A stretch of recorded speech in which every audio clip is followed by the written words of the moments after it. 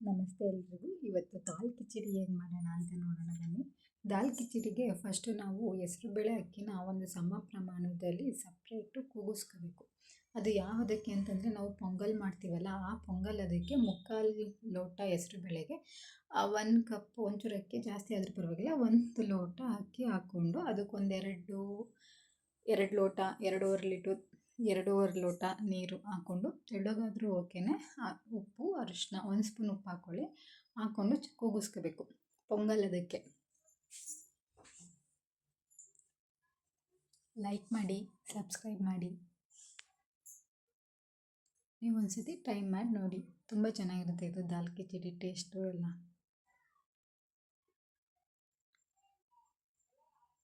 ಉಪ್ಪು, ಒಂದು ಸ್ವಲ್ಪ ಅರಿಶಿನ ಹಾಕಿ ಒಂದು 2 ಇಲ್ಲ 3 ವಿಷಲ್ ಬರೆಸ್ಕೊಳ್ಳಿ.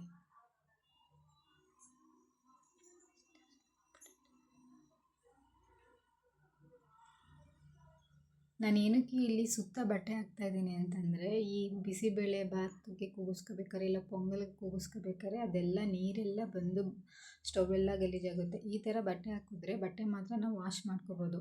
ಅದು ಸುತ್ತ ನೀರೇನಿದೆ ಅದು ಆಚೆ ಬರೋದಿಲ್ಲ, ಅಲ್ಲೇ ಆ ಥರ ಇರುತ್ತೆ ನೋಡಿ. ಅದಕ್ಕೆ ಬರಬೇಕು, ಚೆನ್ನಾಗಿ ಬೆಂದಿರಬೇಕು. ಒಂದು 2 ಇಲ್ಲ 3 ವಿಷಲ್ ಕೂಗಿಸ್ಕೊಳ್ಳಿ.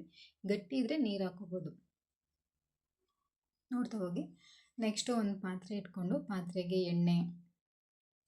ಎಣ್ಣೆ ಕಾದ ನಂತರ ಸಾಸಿವೆ, ಜೀರಿಗೆ.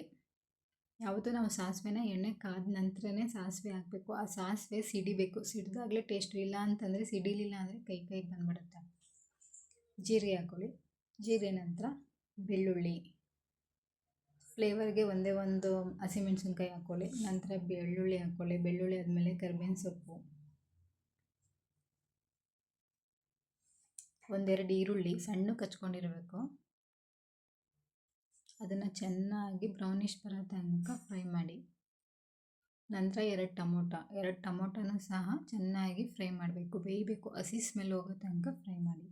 ಒಂಚೂರು ನೀರು ಹಾಕಿ ಅಚ್ಕಾರದ ಪುಡಿ ಮತ್ತು ಸಾಂಬಾರು ಪುಡಿ ಹಾಕಬೇಕು. ಸಮ ಪ್ರಮಾಣದಲ್ಲಿ ಹಾಕಿ. ಖಾರ ಬೇಕು ಅಂದರೆ ಒಂಚೂರು ಅಚ್ಕಾರದ ಪುಡಿ ಜಾಸ್ತಿ ಹಾಕ್ಕೊಳ್ಳಿ. 1 ಸ್ಪೂನ್ ಸಾಂಬಾರಿಗೆ 1 ಸ್ಪೂನ್ ಅಚ್ಕಾರದ ಪುಡಿ ಹಾಕ್ಕೊಳ್ಳಿ. ಸ್ವಲ್ಪ ಖಾರ ಬೇಕು ಅಂತಂದರೆ ಒಂದು ಅರ್ಧ ಸ್ಪೂನ್ ಜಾಸ್ತಿ ಹಾಕ್ಕೊಳ್ಳಿ. ನೀರು ಹಾಕ್ಕೊಂಡು ಸ್ವಲ್ಪ ಅದು ಖಾರ ಚೆನ್ನಾಗಿ ಬೇಯಬೇಕು. ಬೆಂದ ನಂತರ ನಾವೇನು ಕೂಗಿಸ್ಕೊಂಡಿರ್ತೀವಿ ಹೆಸರುಬೇಳೆ ಮತ್ತು ಅಕ್ಕಿನ, ಇದಕ್ಕೆ ಉಪ್ಪು ಹಾಕ್ಕೊಳ್ಳಿ. ನಾವಲ್ಲಿ 1 ಸ್ಪೂನ್ ಹಾಕ್ಕೊಂಡಿರ್ತೀವಿ, ಇದಕ್ಕೆ ಒಂಚೂರು ರುಚಿಗೆ ತಕ್ಕಷ್ಟು ನಿಮ್ಗೆ ಎಷ್ಟು ಬೇಕು ಅಷ್ಟು ಉಪ್ಪು ಹಾಕ್ಕೊಳ್ಳಿ. ಇದು ಸ್ವಲ್ಪ ಗಟ್ಟಿ ಇದೆ ಅಲ್ವಾ, ಗಟ್ಟಿ ಇದ್ರಿಂದ ನೀರು ಹಾಕ್ಕೊಂಡು ಸ್ವಲ್ಪ ತೆಳ್ಳಗೆ ಮಾಡ್ಕೊಳ್ಳಿ. ಗಟ್ಟಿಗೆ ಕೂಗಿಸ್ಕೊಳ್ಳಿ. ಜಾಸ್ತಿ ನೀರು ಹಾಕಿದ್ರೆ ನೀರೆಲ್ಲ ಆಚೆ ಬಂದುಬಿಡುತ್ತೆ. ಕೂಗಿಸ್ಕೊಂಡಿರೋದನ್ನ ನಾವೇನು ಬೇಯಿಸಿರ್ತೀವಿ ಖಾರಕ್ಕೆ ಅದಕ್ಕೆ ಹಾಕ್ಕೊಂಡು ಚೆನ್ನಾಗಿ ತಿರುಗಬೇಕು, ಚೆನ್ನಾಗಿ ಮಿಕ್ಸ್ ಮಾಡಬೇಕು. ಮಿಕ್ಸ್ ಆಗ್ತಿದ್ದಂಗೆ ಸ್ವಲ್ಪ ಚೆನ್ನಾಗಿ ಬೇಯುತ್ತೆ. ಬೆಂದ ನಂತರ ಲಾಸ್ಟಲ್ಲಿ ಸಾಂಬಾರು ಸೊಪ್ಪು ಹಾಕಿ, ಸಾಂಬಾರು ಸೊಪ್ಪನ್ನು ಸಹ ಚೆನ್ನಾಗಿ ಮಿಕ್ಸ್ ಮಾಡಿ. ಮಿಕ್ಸ್ ಮಾಡಾದಮೇಲೆ ಅದ್ರ ಮೇಲೆ 1 ಸ್ಪೂನೋ ಇಲ್ಲ ನಿಮ್ಗೆ ಎಷ್ಟು ಬೇಕಷ್ಟು 1-2 ಸ್ಪೂನಾದ್ರು ತುಪ್ಪ ಹಾಕಿ ಸ್ವಲ್ಪ ಮುಚ್ಚಿಟ್ಬಿಡಿ. ಎಲ್ಲ ಥರ ತಗೊಳ್ಳಿ, ಅದು ಫ್ಲೇವರು ಸ್ವಲ್ಪ ಮಿಕ್ಸ್ ಆಗಲಿ. ಆಮೇಲಿಂದ ದಾಲ್ ಕಿಚಡಿ ರೆಡಿಯಾಗಿರುತ್ತೆ. ಟೇಸ್ಟ್ ಮಾತ್ರ ಅಲ್ಟಿಮೇಟ್ ಆಗಿರುತ್ತೆ, ತುಂಬ ಚೆನ್ನಾಗಿರುತ್ತೆ. ಒಂದ್ಸತಿ ಟ್ರೈ ಮಾಡಿ, ಲೈಕ್ ಮಾಡಿ, ಸಬ್ಸ್ಕ್ರೈಬ್ ಮಾಡಿ. ಇದ್ರ ಜೊತೆಗೆ ಬಜ್ಜಿ, ಬೋಂಡಾ, ವಡೆ ಅದನ್ನು ಸಹ ಚೆನ್ನಾಗಿರುತ್ತೆ.